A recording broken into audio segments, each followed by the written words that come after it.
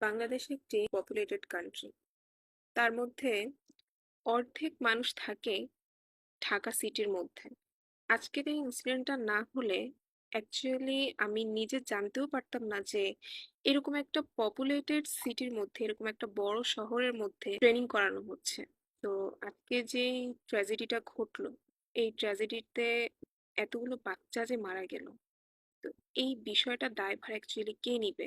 আমার মনে হয় না যে কোনো মানুষ অ্যাকচুয়ালি এতগুলো বাচ্চা মরে যাওয়ার যে বিষয়টা, এটা হচ্ছে যে ডিজার্ভ করে। এখন আমরা জানি না যে আমরা অ্যাকচুয়ালি কাকে আমরা ব্লেমটা দিব, যে এই যে ডিসিশন গুলো নেওয়া হয়, প্রশিক্ষণটা দেওয়া হবে।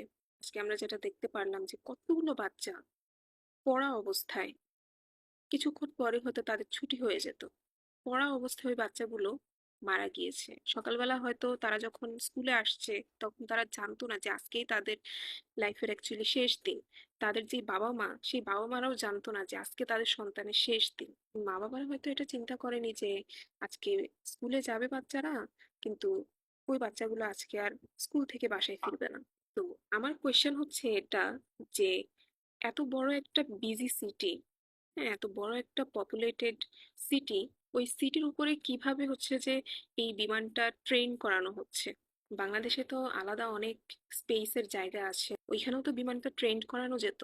বাট কেন, কেন এত বিজি একটা সিটিতে, এত ঘনবসতিপূর্ণ একটা জায়গার মধ্যে হচ্ছে যে বিমানটা ট্রেন করানো হবে? এই বিষয়টা হচ্ছে যে অ্যাকচুয়ালি কর্তৃপক্ষের কাছে সারা বাংলাদেশের মানুষেরই প্রশ্ন থাকা উচিত। বাংলাদেশের একজন নাগরিক হিসেবে আমার একটাই কোয়েশ্চেন, যে এই যে বাচ্চাগুলো আজকে মারা গেল, এই যে এতগুলো বাচ্চা, এরা তো হতে পারতো যে আমাদের কারো ভাই বা বোন।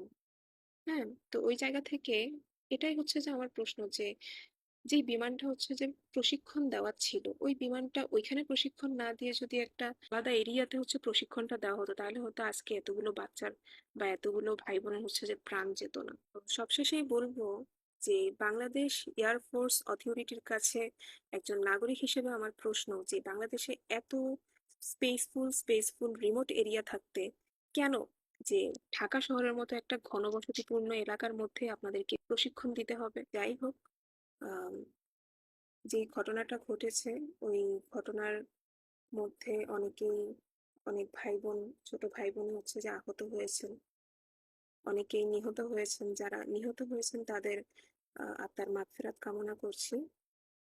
খুবই শোকাহত এবং খুবই মর্মাহত ঘটনাটিকে ঘিরে, এবং যারা আহত হয়েছেন তাদের খুবই দ্রুত সুস্থতা কামনা করছি, এবং যারা রক্তের জন্য, যাদের জরুরি প্রয়োজনে রক্ত, যাদের, অনেক বাচ্চাই আছে মেডিকেলে যন্ত্রণায় কাতরাচ্ছে, তাদের অতি দ্রুত রক্তের প্রয়োজন। যারা হচ্ছে ব্লাড ডোনাররা আছেন, আমি বলবো সবাই এগিয়ে আসুন, সবাই হচ্ছে তাদের জন্য সাহায্যের হাত বাড়িয়ে দিন, মানবতার হাত বাড়িয়ে দিন।